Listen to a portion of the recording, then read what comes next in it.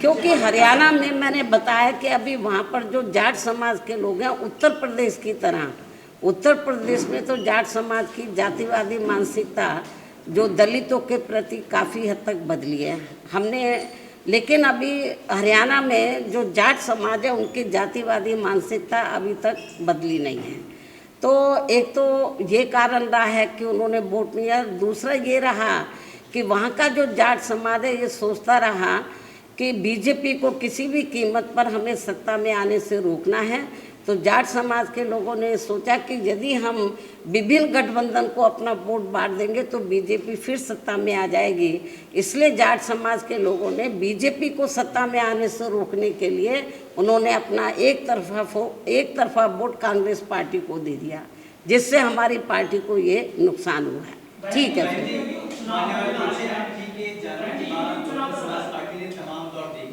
सत्ता में भी रही, फिर अभी जो स्थिति है वो भी हम सबके सामने है। पिछले दिनों आपने अपना एक दुख जताया था कि जो हमारे समाज के लोग हैं, जाटो समाज के लोग, उन लोगों ने भी आप पूरे दलित समाज की बात करो ना।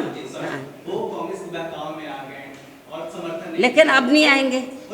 लेकिन उनको क्योंकि समय बहुत कम था, उस समय लोकसभा आम चुनाव डिक्लेयर हो गया था, इन्होंने ऐसी नौटंकी की, नाटकबाजी की कि हमारे लोग गुमराह हो गए। अब नहीं होंगे। चुनाव उत्तर प्रदेश में होने वाले हैं, वो जब माननीय सुप्रीम कोर्ट का जब जजमेंट आया SC/ST आरक्षण में वर्गीकरण और क्रीमी लेयर आदि को लेकर, तो जो पूरे देश में जो SC/ST वर्गों के लोग हैं उनकी आंखें खुल गई। जो ये संविधान बचाने, आरक्षण बचाने की बात करते, तो इस मामले में सारी पार्टियां, बीजेपी एंड कंपनी के लोग, कांग्रेस पार्टी एंड कंपनी के लोग, सारी की सारी पार्टियों ने कुछ भी इसके ऊपर सही जवाब नहीं दिया। बस आरक्षण की बातों करते रहे, हम ध्यान रखेंगे।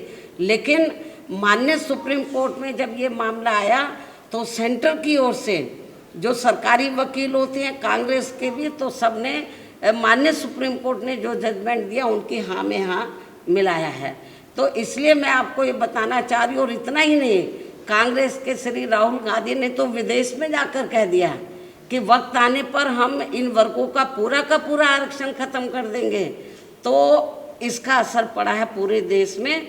और मुझे ऐसा लगता है कि जो इन्होंने लोकसभा आम चुनाव में फ़ायदा उठाया, अब दोबारा से इस मुद्दे के ऊपर अब इनको फ़ायदा मिलने वाला नहीं है। नहीं तो फिर ये हरियाणा में क्यों नहीं उठा लिया इन्होंने। यूपी में जो 10 सीटों पर विधानसभा के बाई इलेक्शन हो रहे हैं, हमारी पार्टी 10 ही सीटों पर अकेले अपने बलबूते पर ये चुनाव लड़ेगी।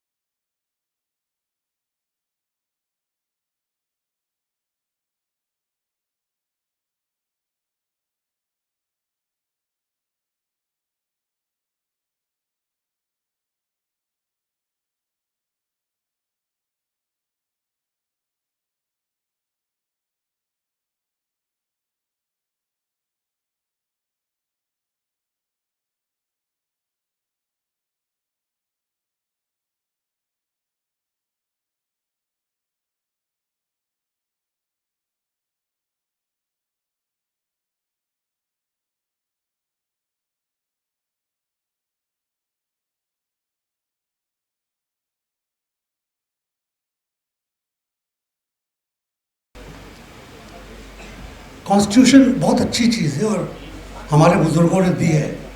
अम्बेडकर साहब के चेयरमैनी में बाकी लोगों की भी शिरकत थी। बहुत अच्छी चीज़ें हैं, आधी चीज़ें उसमें से निकाल दी गई हैं। लोग बोलना नहीं मांगते, आधी चीज़ें वहाँ पे निकाल दी गई हैं और बाकी चीज़ें कल निकल जाएंगी। ट्राइबल्स को अपनी ज़मीन का हकूक़ मणिपुर में लॉ पास करने के बाद कि वहाँ से हट सकता है, भारत के ट्राइबल्स का, आदिवासियों का अपनी ज़मीन, अपने जंगल, अपने पानी का जो उनका हक है, उसके ऊपर कितना बड़ा छापा पड़ रहा है। आपने अदानी का नाम लिया, उन्हीं की वजह से पड़ रहा है।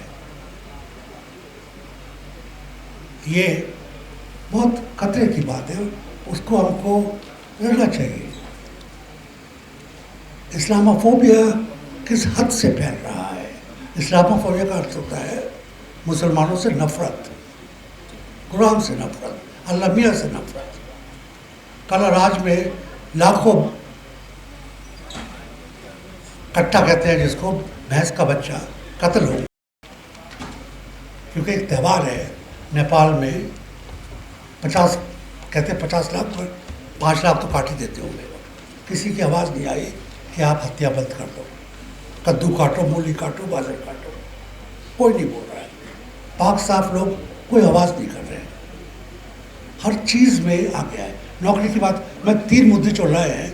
नौकरी की बात है कि नौकरी से मुद्दा हट जाता है अगर आप धर्म की बात करें।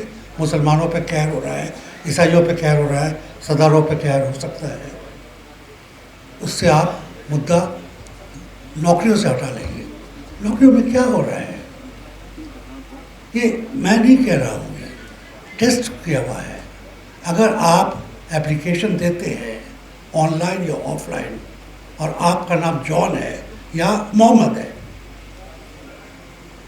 तो लोगों को पता लग जाता है कि ए आप आदमी हैं, औरत नहीं है, बी आप मुसलमान या ईसाई हैं, हिंदू नहीं है, सरदार नहीं है, जैन नहीं है, बुद्धिस्ट नहीं है, पारसी नहीं है।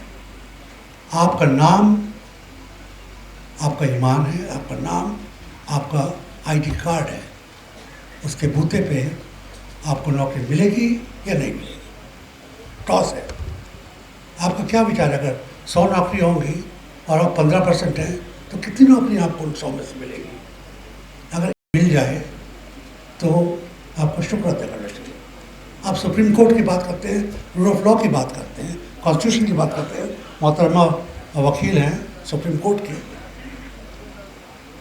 जिस कानून के अंतर्गत माइनॉरिटीज़ के लिए, मुसलमानों के लिए एजुकेशन रिजर्व थी कि आप अलीगढ़ मुस्लिम यूनिवर्सिटी बना सकते हैं, आप जामिया मिलिया बना सकते हैं, आप एंग्लो अरेबिक स्कूल बना सकते हैं। उस कानून का क्या हुआ? जिस कॉलेज में मैं पढ़ता था आज से 60 साल पहले, 60 साल पहले, उस वक़्त इतने ईसाई नहीं थे कि पूरी सीट्स ले पाए, बहुत हिंदू थे, और क्योंकि अमीरों का कॉलेज था, सारे राजा महाराजा के बच्चे थे। अभी कानून ये है कि किसी ईसाई कॉलेज में या किसी ईसाई स्कूल में 50% सीट्स आपको गैर ईसाइयों के लिए रखनी पड़ेगी, 50 से ज़्यादा नहीं रख सकते। ईसाई कॉलेज में आपको ईसाइयों के लिए